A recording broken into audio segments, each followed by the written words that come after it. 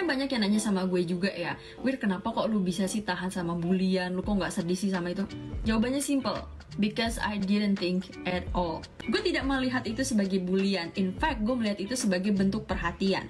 Oh banyak yang care sama gue, banyak yang mau nyari tahu gue, banyak yang peduli sama gue. Tapi satu sisi juga banyak yang mendoakan gue, banyak yang menasihati gue untuk berubah. Dan gue seneng banget gitu loh mendapatkan perhatian yang Masya Allah, itu positif dong, bagus buat gue. Bagaimana penyampaian orang ya, itu kan caranya mereka. Nah, tapi hikmah lainnya yang kamu dapat dari peristiwa itu tuh apa sih? Kamu bilang tadi ada yang nasihatin untuk berubah. Apa mungkin yang kamu ubah ke depan, ada nggak? Gini ya, kita tuh contoh misalkan satu perusahaan, buat bisa tahu kesalahannya di mana harus nyewa orang kan. Tolong dong bedah saya dicek ya, di apa ya istilahnya, di audit gitu. Saya salahnya di mana, apa yang mesti saya perbaikin. Ini kita punya auditor gratis gitu kan, netizen. Kamu tuh jangan gini. Wah bagus dong, harus berterima kasih. Jadi apa yang kamu dapatkan waktu itu ternyata? Yang aku dapatkan banyak banget. Salah satu deh. Ya, sebenarnya gini, di luar sana ada ujian yang lebih berat lah orang-orang. Aku mah nggak ada apa-apanya gitu. Itu satu bikin aku jadi lebih dewasa dalam menghadapi diri sendiri maupun hidup dan masalah lain, karena kedepannya pasti kan seiring berjalannya waktu mungkin akan lebih berat ujiannya, tapi aku belajar gitu. Selebihnya be humble aja. Be humble, oke. Nah ini kan ya keajaran-ajarannya kan salah satunya bisnis, usaha apa segala macam, dan ya itu tadi doa ya setinggi-tingginya. Nah gimana cara menyeimbangkan antara tadi ya impian-impian duniawi itu dengan akhiratnya? Dengan akhiratnya? Gampang banget sih, karena memang kan yang gini ya, ada satu hadis, kejarlah akhiratmu maka dunia akan mengikutimu gitu. Aku sebenarnya lebih keinget ke prinsip itu aja. Kan ada contoh sahabat Nabi yang pengusaha kaya raya Utsman bin Affan. Bahkan sampai sekarang hartanya masih ada. Itu Zamzam Tower setinggi-tingginya, itu salah satunya wakafnya beliau gitu. Nah itu salah satu contoh bahwa image muslim itu harus dibangun dengan muslim yang berada gitu.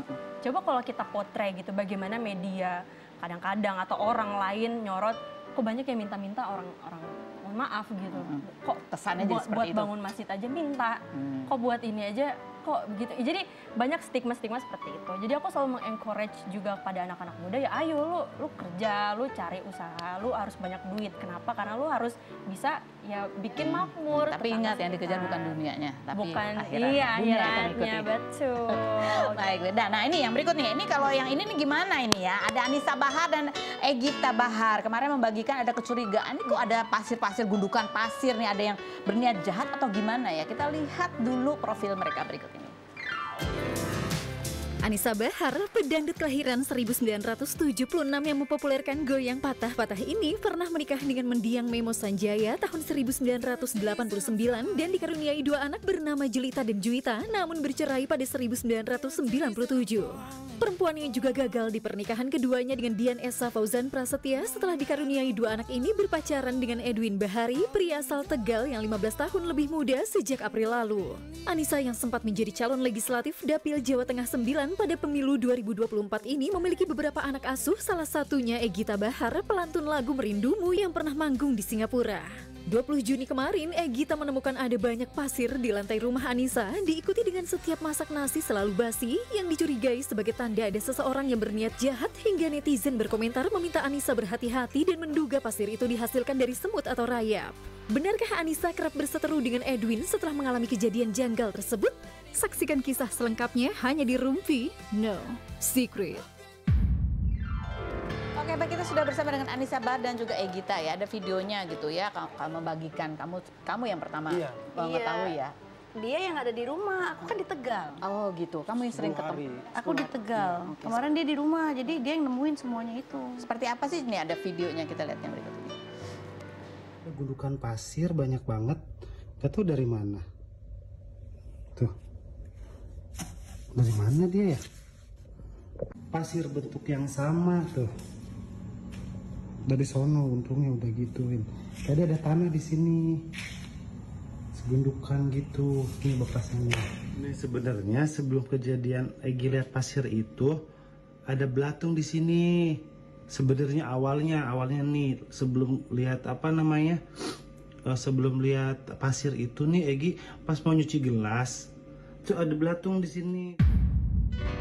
Ya Gita ya, ada itu kan kalau banyak. Ada lokasinya di mana aja ditaruhnya? Di ruang tamu. di dekat live roomnya mami kan. Terus di kamar, Di depan kamar, pintu kamar. Pintu kamar, yang depan kamar. dekat kardus penslim itu. Oh, iya. Nah itu Itu kan satu. kalau di video kan, oh itu Terus di garasi mobil satu sama tanah. tanah. Tanah itu di garasi motor. Itu tanah tuh merah begitu ya tanah bentuknya. Iya coklat merah Coklat gitu. merah gitu. Nah aku pikir kan siapa nih yang dari luar karena nggak ada orang kan, cuma aku doang kan.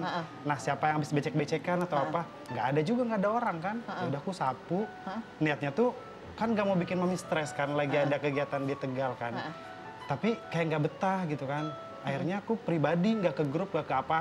Kalau misalkan apapun kan ke grup Japri kan. lah. Ya. Nah aku japri nih, mam kok aneh ya gitu kan. Ada pasir. Sebelum pasir itu udah belatung. Nah, Belatungnya banyak, 3. 3. Nah kan aku pulang gym, nyuci gelas bekas aku shaker susu kan, aku cuci sendiri, nggak ada orang, air teh semua nggak ada kan. Nah pas aku nyuci gini, gerayang-gerayang aku pikir kecoa.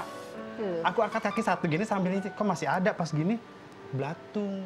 Di kaki aku satu, terus di lantai ada 2. Nah aku cari pasti kan ada sumbernya kan, tong sampah atau apa pasti banyak kan. Tapi nggak ada, tong sampah nggak ada, iya karena kan di dapur bersih adanya. Tong sampah luar juga aku cek, nggak ada juga. Lagian maksudnya bisa jalan ke situ. Nah itu dia. Nah Egi kan gak mau kasih tau mami itu awalnya karena takut stres, lagi sakit juga kan. Terus, Kamu lagi sakit? ya Aku lagi sakit kemarin. Oh sakit makanya aku biasa. tahan. Tapi ya. Flu. Flu, batuk. oh, oke. Iya. Nah ini kenapa nah muncul kecurigaan bahwa ini kayaknya tanah yang agak nggak lazim nih menurut kamu lazim. gitu ya? Itu karena ada Janggal. belatung atau karena emang sering atau bentuknya aneh?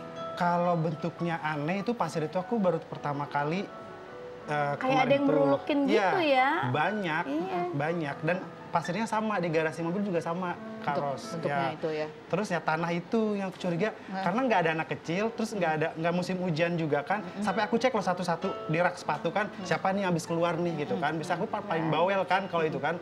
Nggak ada, bersih semua juga. Tanah yang merah itu bentuknya yang coklat-coklat Iya. itu gundung itu. Iya gitu. Terus aku awalnya gini-gini pakai kaki, akhirnya aku sapu lah semua. Terus apa? Dia masak nasi basi terus di rumah Tegal juga masak nasi basi terus. Tuh, Dan kejadian tadi pagi yang terbaru di rumah belatung lagi. lagi. Sama Tadi 3 pagi. juga. Tadi pagi. Dan jumlahnya kenapa 3 gitu loh? Kenapa 3 jumlahnya? Terus kamu ngerasa apa sendiri? Kamu nggak sebelum ketemu pasir itu ada apa gitu yang ngerasa? Setelah pasir ada lagi.